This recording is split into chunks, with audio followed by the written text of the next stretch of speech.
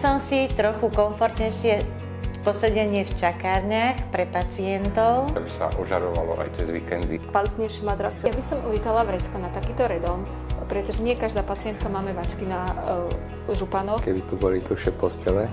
Nejaké kreatívne hry alebo práca s hlinou.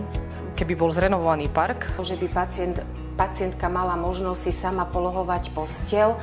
Taká kadernička, čo by raz za čas prišla a že by nás ostrihala.